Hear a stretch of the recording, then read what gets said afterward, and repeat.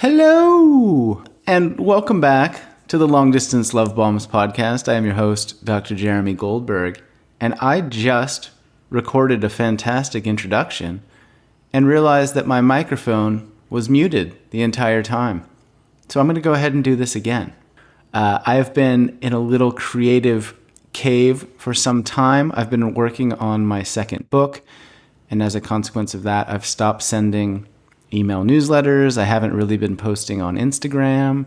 I haven't recorded very many new podcasts in quite some time. I've been hunkered down with the muse, trying to write some cool stuff. And I neglected to record an introduction to this conversation with Johnny some months ago when we recorded it. And he wanted me to hold on to the interview and post it once his new book was out, which it is. And it's called Design the Man Within. And you can grab it now anywhere books are sold. But because of my negligence in stopping to record the introduction immediately after the conversation, I forgot what we talked about. This was 2 or 3 months ago that we recorded. And so what I did was I went back and played the episode for myself to nudge my brain and my memory into remembering what the heck we talked about. And you know what? This episode's really good. I was intending to only listen for about 5 minutes, and I ended up listening to the first 20 or 30 minutes because I was enthralled in the conversation. Johnny's a really wonderful communicator. We have a lot of fun in this one. We laugh a lot. He is a former Special Operations U.S. Army Ranger. He served multiple tours of combat in Iraq and Afghanistan. He ended up moving to Baghdad, where he worked as a bodyguard to the U.S. ambassador to Iraq. So he lived in Baghdad for 5 years.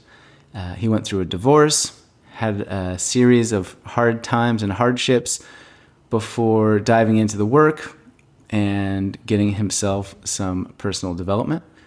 And now he leads men. He has a podcast himself called The Art of Masculinity. He has a wild man experience, which we talk about briefly, and that involves shooting very large weapons out of a moving helicopter. He's on Instagram. He has a website, all the standard stuff. But this conversation's great. Johnny's a really fun, playful personality, and we have similar energies. We end up diving quite deeply into the differentiation between passion and purpose, how you can uncover and inspire yourself to live a life with more passion and purpose. It's a good conversation. It's nutritious, and I think you're going to love it. So thanks for being here. Thanks for your patience in awaiting new episodes, and I will be talking more to you soon. So without further ado, here's my conversation with Johnny Elsasser. Johnny Elsasser, welcome back to the podcast. Round 2. Here we go. Yeah, I'm a glutton for punishment, bro. No, I appreciate you letting me back on to serve your community and kind of hop on here and just have another conversation, brother. Yeah. You reached out on Instagram. And I was like, hell yeah, I'll talk to you again. This sounds great. I remember loving our last one. The last conversation, I remember you were running some kind of an event where people could like shoot machine guns out of a helicopter or something. Do I remember that right? It was close. Yeah. The semi-automatics and they weren't on full auto for the helicopter part. We did put them on full auto for some other shooting, but yeah, I was doing men's events down. One of them is in Corpus Christi where I was taking guys out, and part of that one was they get to go on a helicopter and shoot out of the helicopter at targets, which is a lot of fun, and dudes really dig that. So yeah, I mean, it's still stuck with me. I talked to you a couple years ago, and I remember this like G.I. Joe boot camp retreat experience, thinking like, that sounds cool. I've never shot a gun out of a helicopter.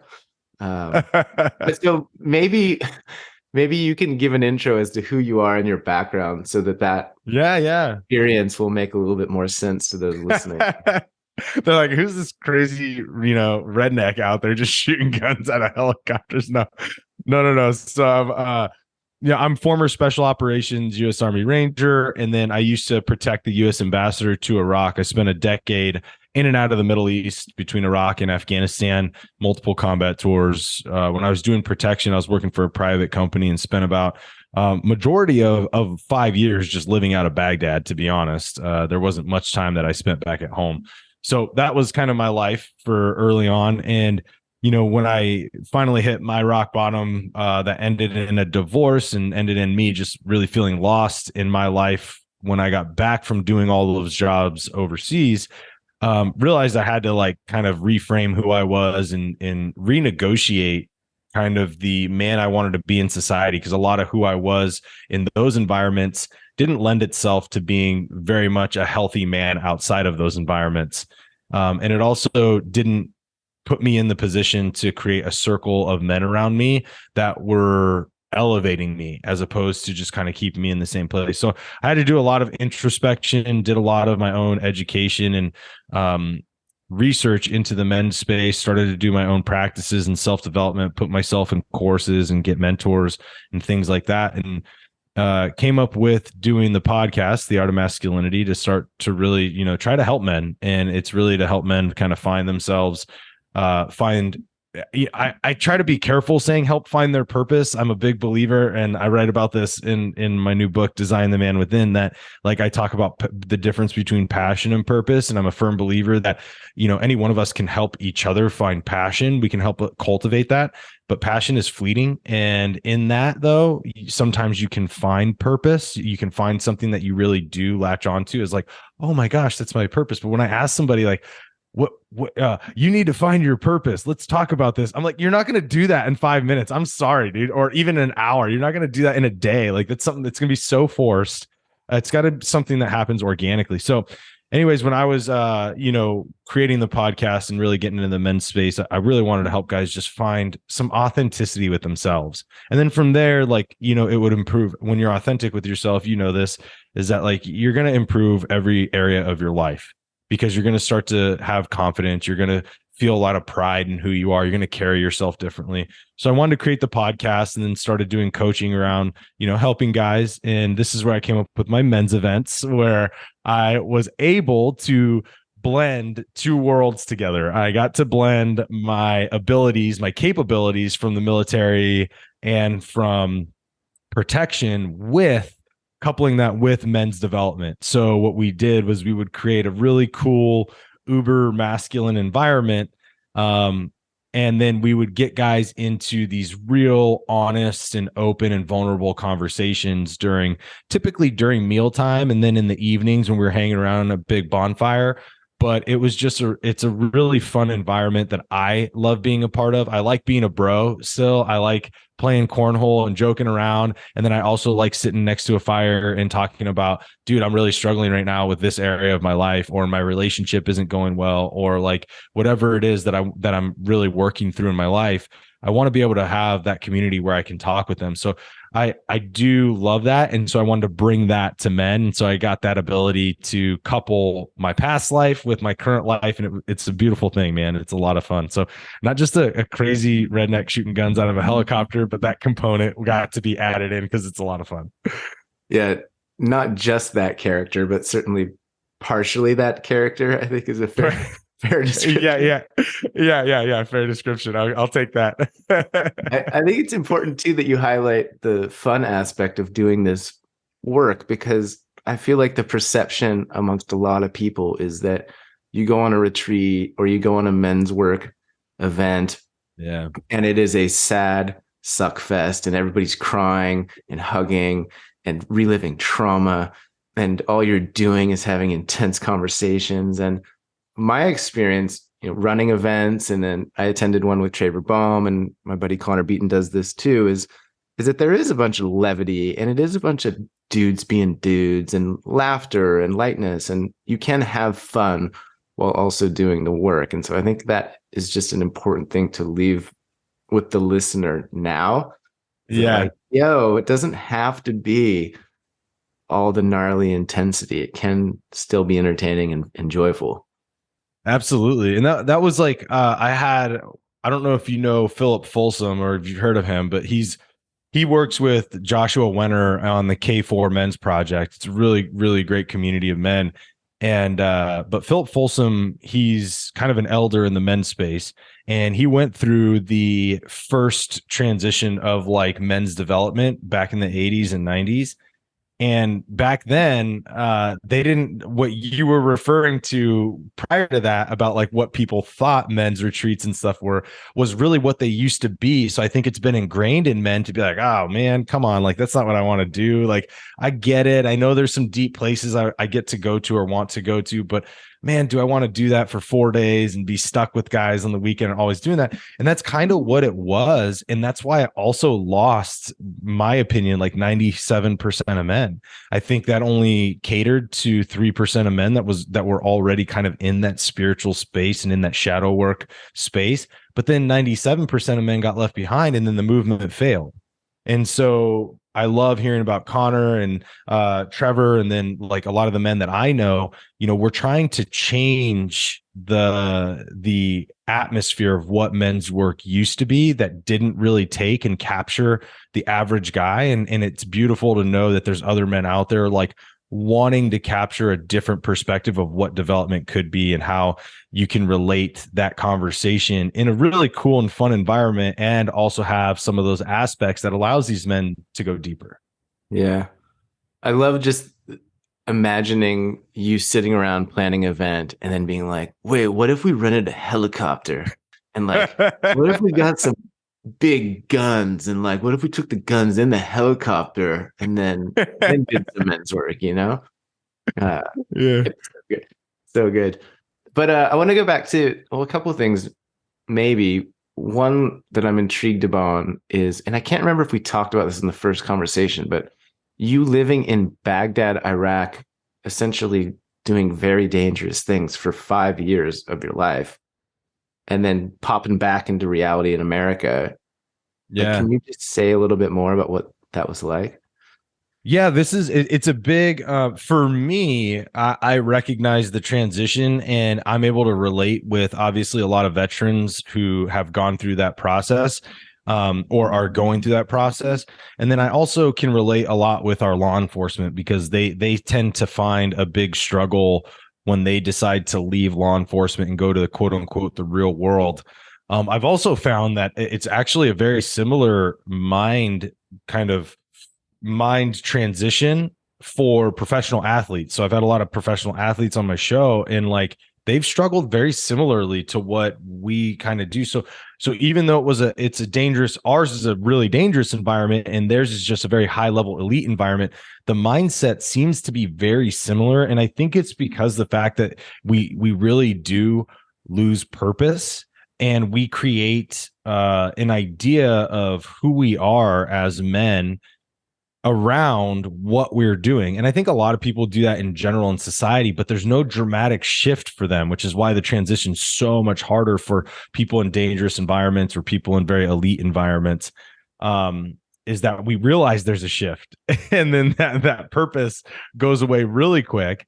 And then all of a sudden you're left holding a bag saying, oh, I gotta write something for myself. Like, this was already given to me. I showed up to the military and they said, this flag right here, this flag, that's your purpose. Okay, cool. Done. I get to do that. Right. And then it's like, you get to a sports team, and the sports team's like, hey, this thing on your helmet or this thing on your jersey, that's your bigger purpose, right? Like that team. Right. And so it's like all of this is kind of written for us when we're in those environments, and when we separate from them, we have to create that purpose. So when I came out of there, the transition for me, I was very vigilant, like, because especially doing protection, I was always having to look around and watch and make sure I knew you could relatively assess with pretty good accuracy people's intent, right? Or what they were doing. So I would constantly do that. I had a lot of judgment towards specifically other men in society, because like they weren't on my level of like vigilance and protection and all these other things, because I did this for a living for 10 years. So I'm like, okay, like I would judge them. So we'd have a conversation, and I couldn't allow myself to be friends or get close with them to have another brother in my life, because I was like, oh, there's this guy's like, he's just a little weakling. Like he can't do anything. He couldn't save anybody or protect. Like he doesn't even look around. Like he doesn't even have peripherals. He doesn't even see anything that's going on. And you're like, So you have all this judgment that you're carrying around, and it prevents you from really connecting with people because they can't resonate to like where you are or who you have come from. And so a lot of that was kind of part of my transition as well. And then the lack of purpose, I really just lost that. And that's what created a lot of my downfall. Was like, I didn't know how to write that for myself at the time. I wasn't aware. I hadn't done any kind of like in fact, I thought personal development was for weak people. I thought it was for people who couldn't handle their problems. Now I look at it and I'm like, no, they're actually very good at handling their problems. So it was a very, very interesting conversation I had to have with myself. But during that transition, it took a lot out of me. That's, when you go through all of that at the same time, this is why I believe a lot of us from the military in general, not even just special operations, but the military in general, and then from these other areas, these other walks of life, why it's so hard or why they start diving into vices is because we just don't know how to handle it. So we start getting into whatever recreational vice there is. Some people become addicted to working out, which actually isn't the worst thing, right? But some people, which is kind of what I did. That's where I went, because then I did bodybuilding afterwards, and that was really fun. But it was also, kind of like I saw that world for what it was, and there's a lot of toxicity there too. But then you get people that are latched onto alcohol and drugs and all that stuff, and it all happens similarly because we just can't handle what we're going through, and we weren't given the tools to do that. And so being from that world, especially always looking at everybody as a threat, like that's the other thing that I had to carry with me, that I had to really condition myself not to do, like wouldn't allow myself to get close to people, because I'd be like, oh, if I let them too close, then they'll use whatever it is against me, and then that'll make me vulnerable to them, and then they might take advantage of it. And I think a lot of men actually are plagued with that in general, but gets hyperinflated when you're coming from a job like I was. So it was a combination of all those things that I had to kind of confront after I got out from that environment. When you were talking about that, I imagined us meeting just at a random like outdoor barbecue and like just chatting with you, and then and you just talk to me thinking like, this fucking guy has no idea where the exits are. He doesn't even know the highest likelihood of finding a weapon in this place. Like Right. Yeah. Jason Bourne style. But something you touched on though, and I think at the core of that is this sense of identity, right? Mm-hmm. It's like the foundation upon which we build our lives. And so for those listening that might not be a professional athlete or ex-special forces, or the few of you that maybe are both, that would be amazing. But like mothers, their children go off to college, and suddenly the mothers and the fathers are like, who am I now if not a parent? Yeah. Or you get laid off from a job, and who am I now without this job or this career or this title? And that sense of lostness, because the thing which you anchored yourself to has been removed, and you're suddenly adrift in overwhelm and possibilities, not necessarily feeling secure internally or with your own self without those things. Does that Absolutely. Feel resonant?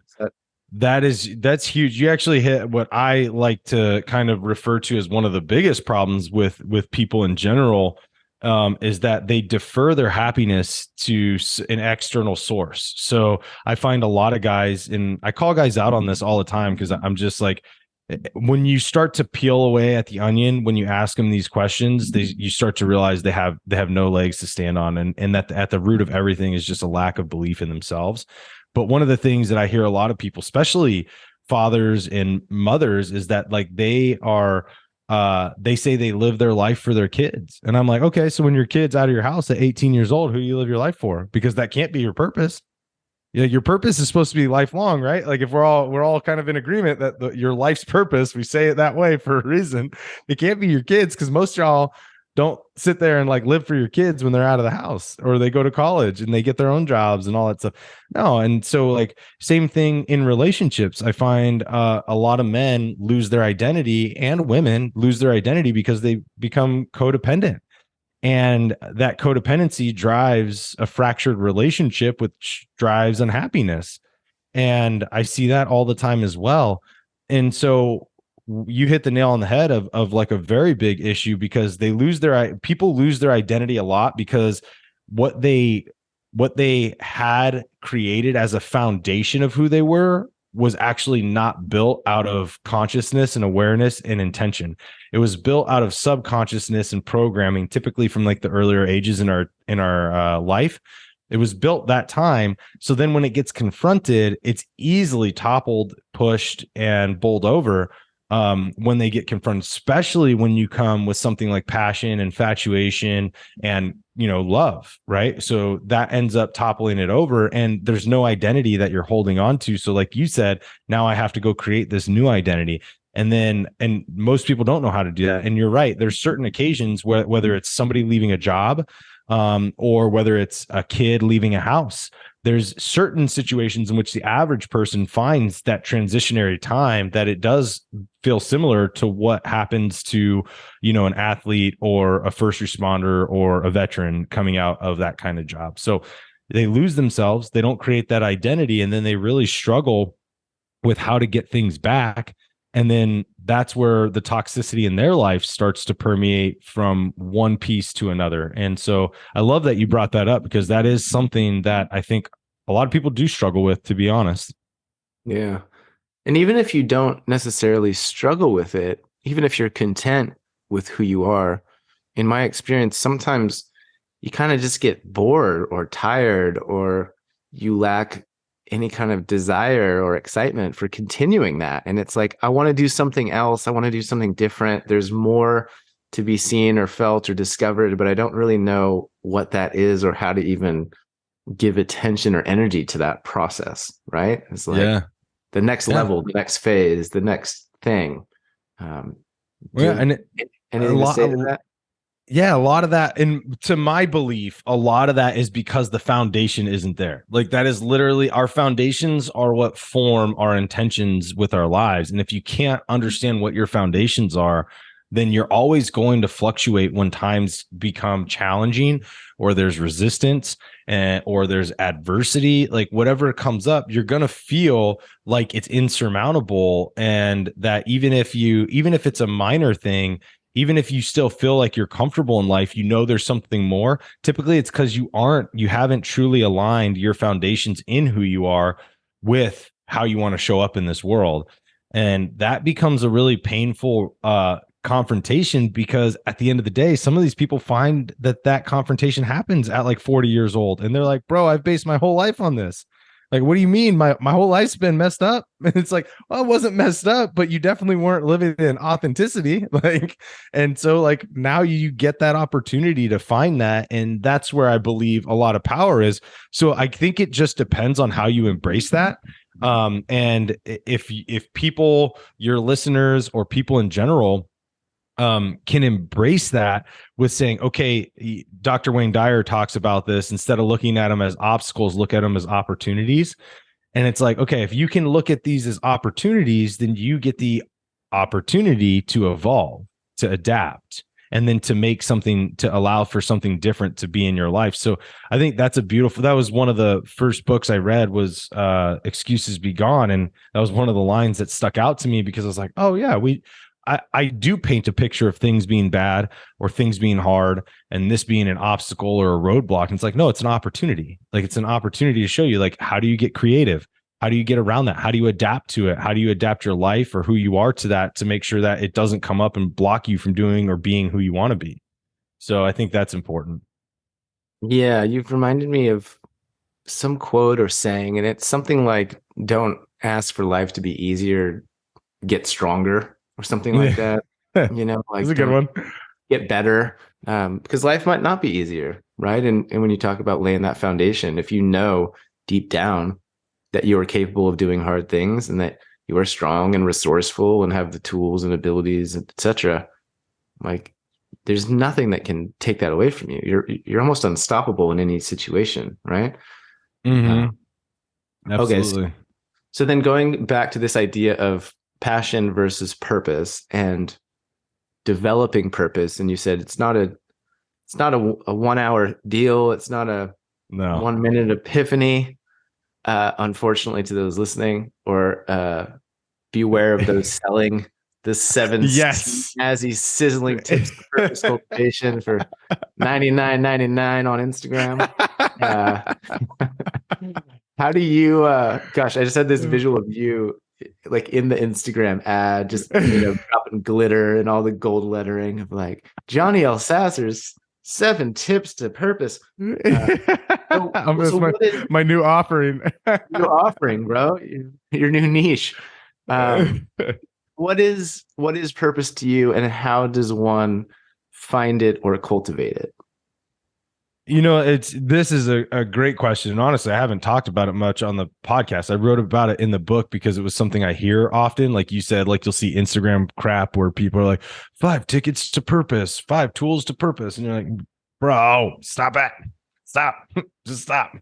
Like it's for me, there's a difference, and passion and purpose look and potentially can feel the same, but they don't last the same. And I think that's the big difference. Purpose to me, when I think about that, is that every day you wake up, no matter how hard it gets, you're still excited to do it. Passion typically fleets when it gets hard because you're like, this is a lot of work now. I'm going to go do something else. Like, it's like, that was fun for, every single person listening can say they can remember a time where they were like, yeah, it was fun while it lasted. Like, yeah, because it was passion. It wasn't purpose, right? It was fun while it lasted.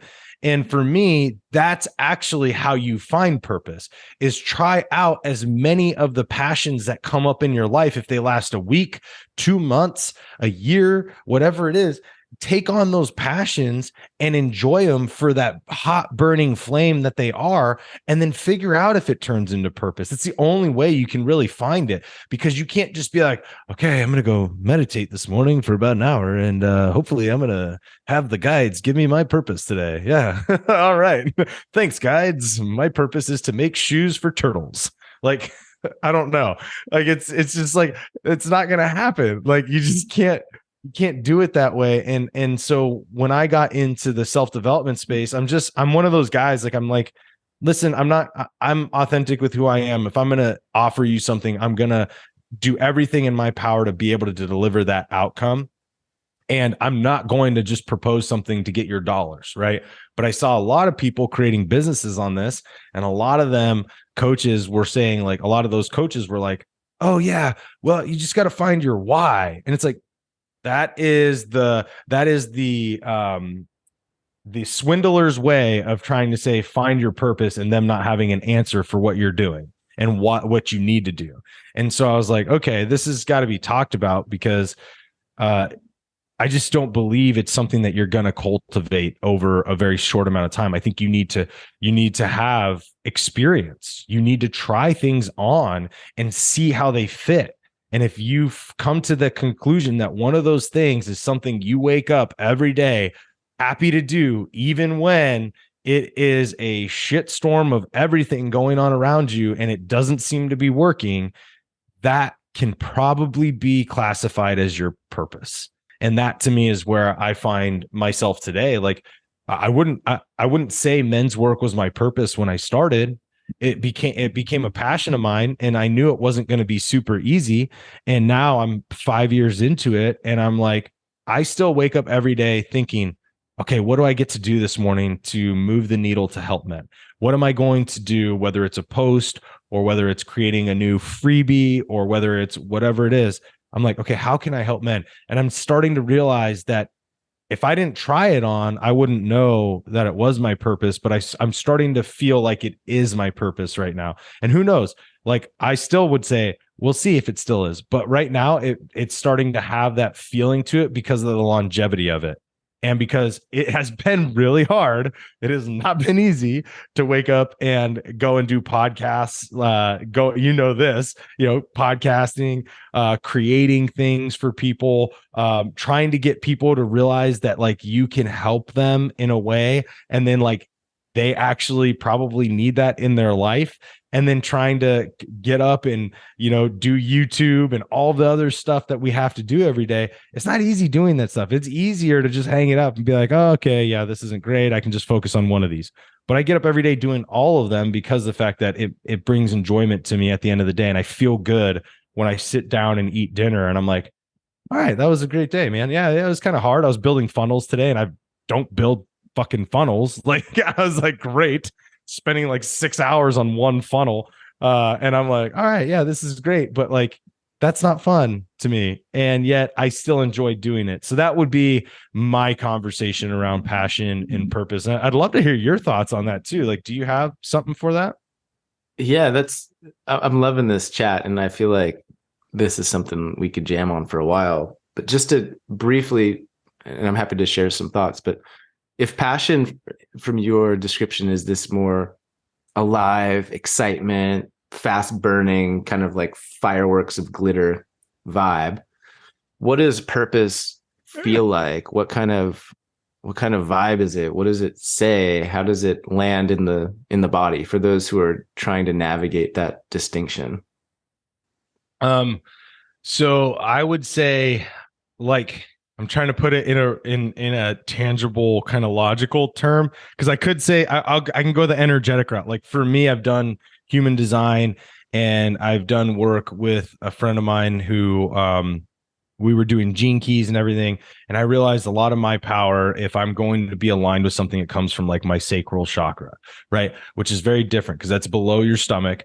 So if you like, a lot of people are like, well, if you get that gut feeling, like, well, mine's not really a gut feeling. If it's a gut feeling for me, that's probably the wrong feeling. Actually, if it's from my sacral and I feel that it's lower from that, that's probably the right thing for me. And I've come to find out that when I get that, it's like when I feel like it's past that passion point, it's going to feel like this almost dull, long, like drawn out kind of desire in you to get it done, even though you're not like overly excited to do it, but you know that it needs to get done. Like you're like, I gotta do this. And you have this like pull, but you're like, I know this funnel for 8 hours isn't going to be fun today, but like, I got to do this.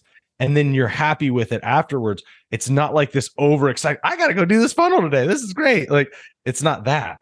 It's more of this drawn out kind of just feeling that you're like, it's got to be something to do. And I have to do that every single day. And I got to keep doing something that follows that drawn out process. That's what I would say. I don't know if that answers your question super well, but that's what I would say when I feel it. I know, okay, like that's starting to feel more like purpose to me because I'm past the excitement, I'm past the spark, I'm past the glitter, I'm past all that stuff. It's no more infatuation. If we think about it like a relationship, right? Like, when did you know that you loved your spouse? Like, that's what I would say. Like, when did you know that you wanted to put a ring on your spouse? Some of you guys are gonna be like, well, I was in Vegas and I was drunk. Cool. Yeah, that's not it. But like, when did you know you were gonna marry your spouse and say, like, I'm dedicated to that person? Like, that is what you should be equating your purpose to, is like when you start to feel that and you're like, I'm gonna be married to that, then that's gonna be your purpose. But until then, it's like all the one night stands you had before, it's like all the 1 month dating you did or 2 month dating you did. It's all that, right? It's passion, and you just got to try it on and see if it fits. But you don't just walk. I mean, some people do, but you don't really just walk up to a person and just, I want to marry you. Like, that's not how it works. You try them on for a little bit. You guys see how it works, the compatibility. And by that time, it starts to turn into this, oh, I'm choosing to love you every day. This is great. Mhm. I think that's a really powerful analogy. This idea that passion is sort of the equivalent of the honeymoon phase when they can do no wrong and all you do is have sex all the time. And it's like they're the perfect angelic creature sent for me, and there's no rough edges. They can do no wrong. Every song is about you guys. Oh, it's the best. Like nothing but giggles and massages, and then suddenly, slowly, at times, it transitions into something deeper, more persistent. You start to see the warts and all. You start to have those conversations, and it settles into reality in some regard, right? When you talk about an authentic connection or an authentic relationship with your own purpose. And I think for me, it feels like purpose feels like I can't not do that thing. Yeah. As much as I wish that I could avoid it, quit it, etc. It's like I can't not do this thing? And I've talked about this at events that I've led. For me, it's writing, and writing is the purpose. For whatever reason, that's the jam. And I really despise that is true on certain times. It's like, that writing is hard. Like, Yeah, why it couldn't is. my purpose be going for hikes or staring at animals or being a zookeeper? Not that there's not, difficulties and ups and downs with all of that thing, but Sure. I distinguish it like, I'm very passionate about going hiking, for example, very Yeah. passionate about reading books. But that's not my deeper purpose, right? And for Yeah. me, I think the sweet spot is the hours or the days when I am passionate about my purpose. That is kind of like when I'm rubber hits the road, I'm flying high. Like, this feels good when I write something Yeah. great, when I have an impactful conversation with someone. It's like, oh, here we go. It's Hmm. working. But then there's the whole other side of it, like a relationship, when you have to do some maintenance. You have to do some things that are uncomfortable or that you wouldn't actually choose to do if you had all Right. of the choices possible, right? Yeah. And Yep. so, like a relationship, when you continue to turn towards and choose to do those things, even if they are unpalatable or uncomfortable, that is like a Hmm. deeper commitment to something beyond yourself. And that, I Yeah. think, is also purpose. I think that's a great way of putting it. Like that was better than what I said. That was amazing. Yeah, No, absolutely, bro, man. no, you That did was great. great. You did great. You did great. He didn't want to say No, that. no, man. I love these chats, and I love hearing different perspectives. And the relationship analogy that you just said, I think is exactly right. Yeah. And if it might not be when did you decide to marry your partner, but it's like, when did you decide you wanted to be boyfriend, girlfriend? When did you decide you wanted to move in? Like, there's Yeah. levels to the elevation of the dynamic, right? And so, to Yeah. your point from earlier, it sounds like, try a bunch of stuff, see what you're passionate about. And if you keep continuing to do that, maybe it will evolve into purpose. Is that a fair Yeah. description? Yeah, absolutely. And like you said, like even some days when it's hard and you're like, I really wish it wasn't writing. I still got to write today. I got to write something because I got to get it out of me and I like doing it. And like for me, I love how you said when the passion aligns with purpose, because I don't think that's when people a lot of people talk about that. I think you hit something really cool there, because when you said that, it immediately went to when I'm speaking in front of like groups of men, or when I'm, talking on a podcast, or when I'm leading a training for men and stuff like that. Like I feel that passion and purpose connect because I'm so aligned with wanting to get this information out to guys to just help them improve their lives. And so that's why I think when you noted that, that's a really powerful thing. That's when I mean, there's like, my opinion is that there's almost like no drug that's going to make you feel as good as that does, because your soul is fulfilled at that point. And it's not just like a quick high. It's like this long lasting fulfillment that you're like, dude, this sticks around. Like, this is awesome. Yeah. One way I've described that to myself first, but then also to others, is because I was trying to kind of reverse engineer that feeling, because Mm-hmm. it's not a frequent thing in my experience. It happens once in a while. If you're fortunate, you can design your life to to cater to more of these things. I was like, what is this? Like, why do I love this so much right now? And I realized that I was exactly where I was supposed to be in that moment, doing Mm-hmm. exactly what I'm supposed to do. And it was like crystal clear that right here, right now, like, I would be nowhere else. I am exactly where I'm supposed to be, doing what I'm supposed to do. And like, holy moly, it feels freaking great.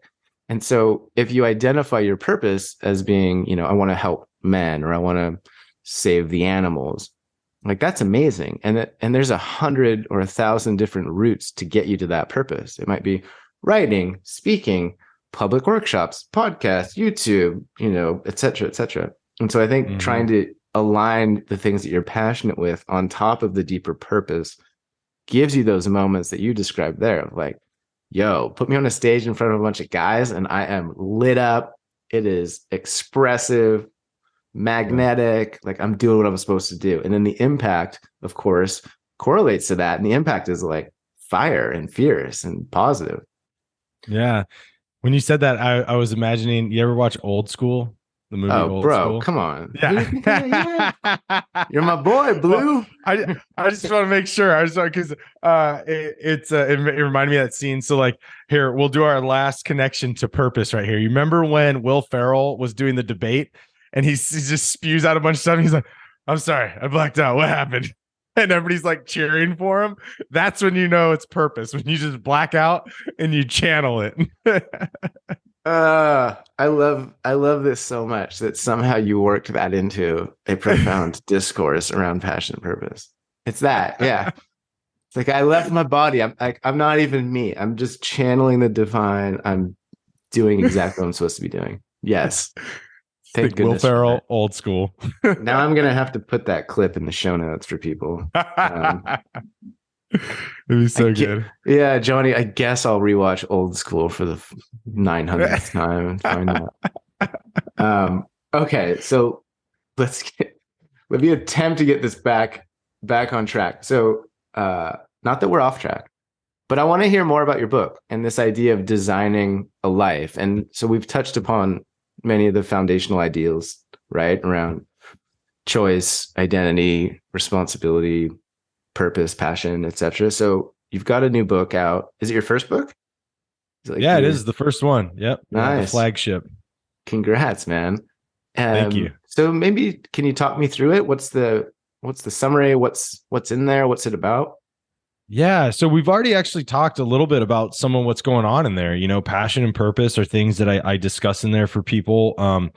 It's a book. It's called Design the Man Within. And, you know, I realized when I went through my journey that I had to get very intentional because there was a lot of things that I loved about who I was. And there was a lot of strength built around that man. But I had to come to terms with some of that was not serving me in my life to be connected with other human beings, to allow other people to see me, to have deeper relationships, and to just actually look at myself in the mirror and love who I was. And so I was like, okay, like I got to have a rough conversation here. So Design the Man Within came around because the fact that I also have done a lot of research into Dr. Bruce Lipton and Dr. Joe Dispenza's work, so epigenetics, and then how we can rewire the brain and all those things. And you think about how we started, and a lot of where we all started as human beings, to no fault of our own, was written by subconscious programming from earlier years of influence, whether it was words, actions, you know, and people and TV, all these things, they played roles in our lives to develop a whole subconscious underlayer of who we are today. And so part of it was I wanted us to address this in a way that was, I would say, relatable to the real, like everyday life. And so for men, I wanted to relate all of this in a way that said, hey, here's the conversations I know most of you guys are going through in your head. Here are some of the actions I know most of you guys have every day, because I did all this stuff.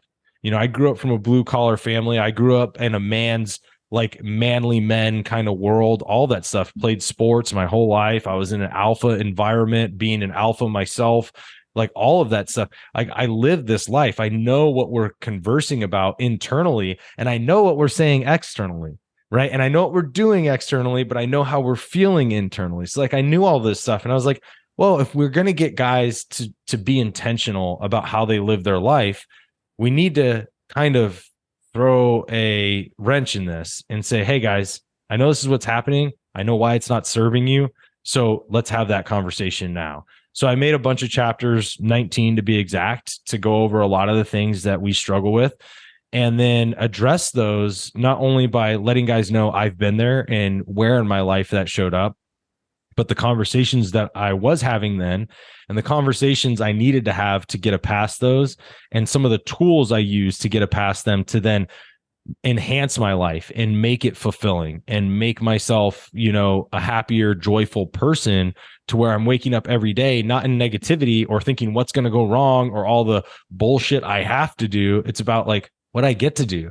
It's about waking up and actually feeling excited to go meditate for a little bit for myself before I start my day and get into my day and do something that it's like, do I really want to do this? But I know I got to do it. Like getting to that point in my life was very powerful. So I wanted to give guys that. So the book is really centered around that. It's for the everyday guy. And it helps everyday men find a door to development. So maybe guys listening haven't really like, they might listen to your podcast, but they haven't opened a book or listened to somebody's training on it or hired a mentor or anything. Like maybe they just haven't taken like that first foot through the door, right? Hopefully this book will give them that first foot through the door and make it very relatable.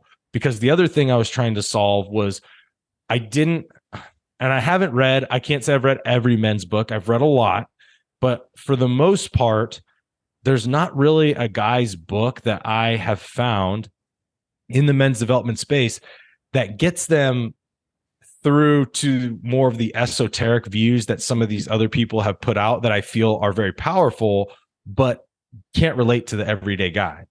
So I felt that most of the books either kept guys in the past in a way of being a man that isn't complete or whole or well-rounded or adaptable. And then I found the other books to be too esoteric and spiritual. So guys in the middle are like, bro, I don't relate with this guy. And this guy over here, like, I can imagine what he's saying is not right. Like, I can't be that way still, right? This is causing the problems in my life. So I wanted to give a book that kind of was different from that. And I hope that this translate that to guys. So it goes over a lot of different things from that passion to purpose. It goes over kind of the foundations of men and masculinity, or at least what I've gathered information around. And obviously I still, have that running conversation in my head to continue to adapt. But it goes over how guys can get rid of that martyrdom, like we talked about a little bit, when they defer their life to external forces, whether it's your kids, it could be justified, right? Like you could feel that that's very justified, but at the end of the day, you sacrifice your happiness for something else that, you could actually show them your happiness, which is even more powerful, right? And so I go into a lot of that stuff, and I go into another chapter that I love, which was the victim and the assailant, because we have a lot of victim mentality in our lives, but we're also the assailant as well. We are the person who's creating us to be the victim through a lot of different modalities. And so I want people to realize like we can move past that, and especially men, because we're our worst critics. So I wrote that chapter specifically kind of going around that. But it was to bring a light to a lot of this stuff, and hopefully guys will see that. Hopefully it'll give them an entrance to that self-development, that men's development space. And then from there, they can take it and hopefully find other ways to continue to grow, but at least that door got opened. I love too that it's just an empowering title, like Design the Man Within. It was like, yo, you have agency, you have ability, there are options here. Yep. Curious if women will benefit from reading your book. I was actually going to say this, and then I stopped and I was like, shit, I didn't say that. And then it was great. We just transferred energy right now. Like, it was great. Yeah. So it's so funny because I don't like it. I think part of the reason I don't like to say that is because everybody says that for everybody. Oh, women will enjoy this too. It's like to get extra sales, right? But my wife read this and she's like, oh, this is amazing, because the fact that like there's a lot of principles in here that are valuable, and it helps women, it helps me understand you.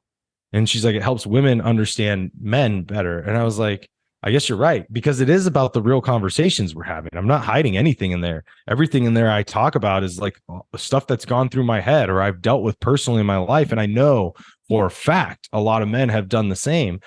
Or they have those running conversations. So for women, I found that it's helping women just to understand their partners a little better. And so they can become better supporters to them, or understand like when they got to remember that we have feelings. My wife said that to me one time. She's like, yeah, sometimes I forget you have feelings. I'm like, no shit. Yeah, we're not robots. Like as much as, and to her credit, as much as we want them to believe we're robots, right? Or we're these stoic stone men, we're not. And we have feelings, and we want to be loved, and we want to be cared for in certain instances. And we want to have that like loving touch. And so it does help women really understand that. And I think to me, that's really powerful because if women can do that, then they can not feel as frustrated or lost with their partners or like trying to figure out what's going on. Because again, the women's credit, guys don't share very well about what's going on because we're taught not to. And so hopefully this book can give women a little bit more ability to give some grace to the partners in their lives, and then also lend them a little bit more support, not because they don't want to, just because they don't know. Yeah.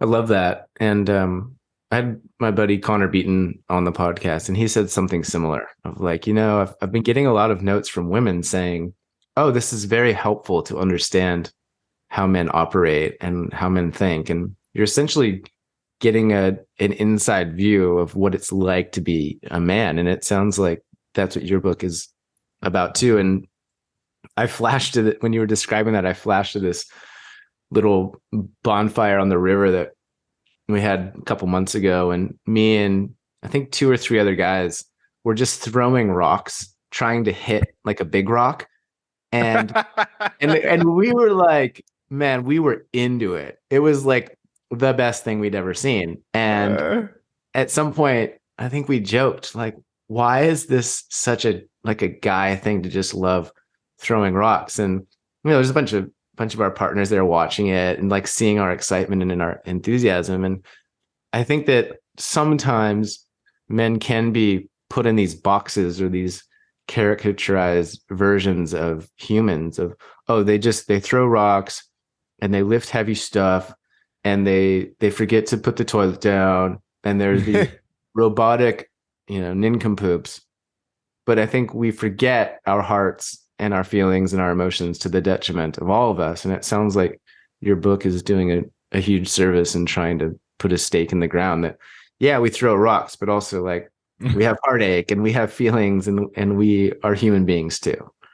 Yeah, absolutely. And the big idea is to get guys to realize that again, because we're taught to stifle that as well, and women don't understand it.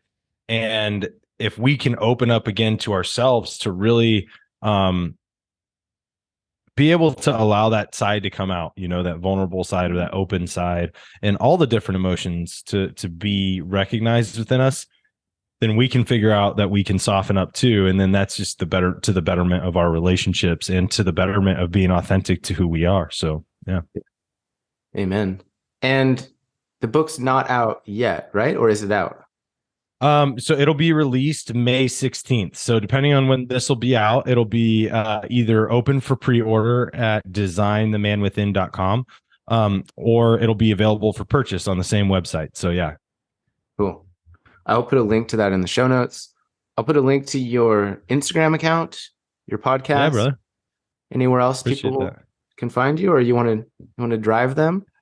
Yeah, I mean, just the website. If you guys that you can find everything there, so everything will be linked there. So if you just want one place to go to johnnyelsasser.com.